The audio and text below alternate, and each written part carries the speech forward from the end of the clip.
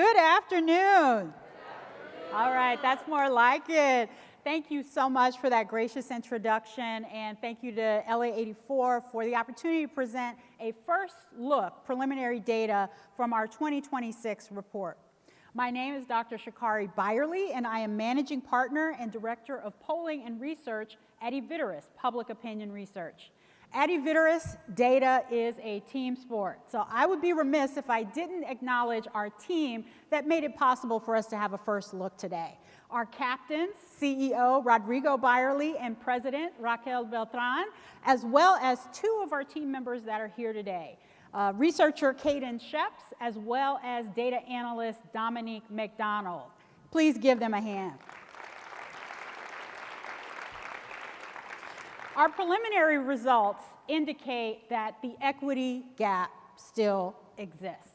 First, I want to tell you a little bit on the next slide about who we spoke with. We are actively in the field, but thus far we've collected responses from over 1,200 parents representing over 2,000 youth across the state. We started this research in March, and we will be wrapping up data collection probably in about a week. You can see some other information about the study here. Let's get into the findings. First, equity gaps in soccer in particular are prominent. Participation levels are lower for girls, for Black and Asian youth, as well as others. As you can see here, some of the data, 2 in 5 youth overall participate in soccer.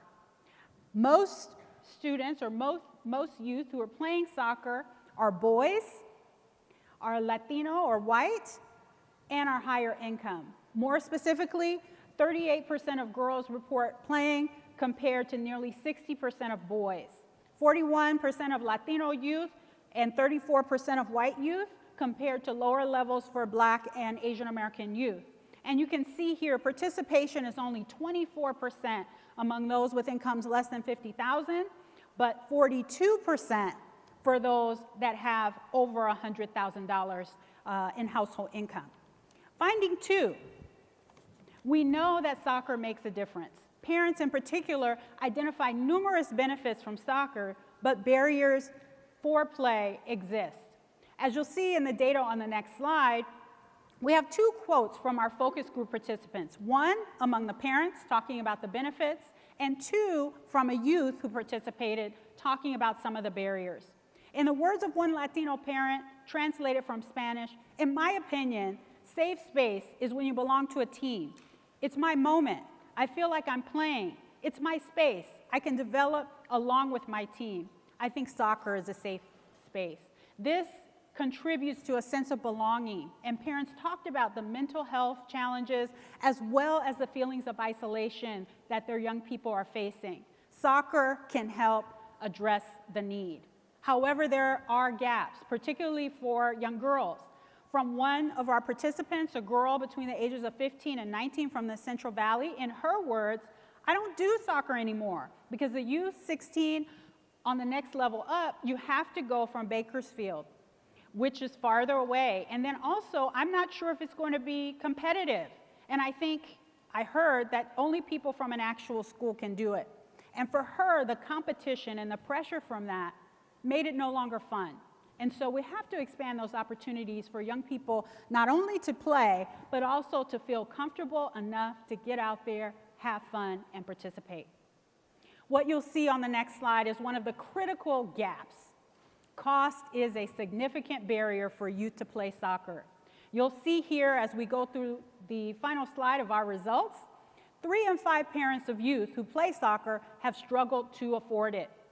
In fact, nearly 7 in 10 of parents of youth who play the sport say that they've struggled at least somewhat to afford the cost. A full 49%, or nearly half, say that a child who plays soccer in their family, their child, who is also potentially dropped out, cost is a major factor of why they have stopped playing. I know you want to hear more, and here on the next slide, you'll see that the full results will be coming in May 2018. They'll be released in Sacramento. But while you wait, we have some important insights from Cristian, Cuevas, Smallwood, who'll be sharing his experience playing soccer. Let's welcome Cristian. Look who we are the dreamers, they make it happen, guess we believe it. Look who we are. Thank you, Dr. Byerly. I've seen this data here playing out in real time. A lot of players who I grew up playing with and friends in regional leagues like AYSO, I've seen them quit because they can't afford the $2,000 plus price tag of playing soccer at the club level. I've seen those same players try out for the school team because they still love the sport and not be able to make it because club players receive favoritism because they play year-round and they play higher competition. This is shrinking the game and pricing out black and brown kids in my community and communities like mine. I've seen this on my own club team, being the only black player in my age group, and on my school team, being one of 6 in the entire program of 100 or so kids.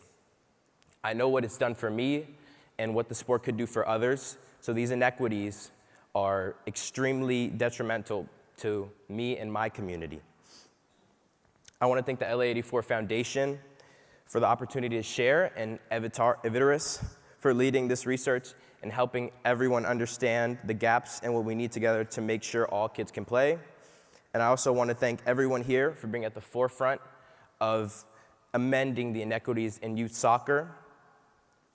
And lastly, I want to thank my coaches and everyone who has given me the strength and the leadership throughout the sport and throughout my journey to come here and be the person I am today. Thank you.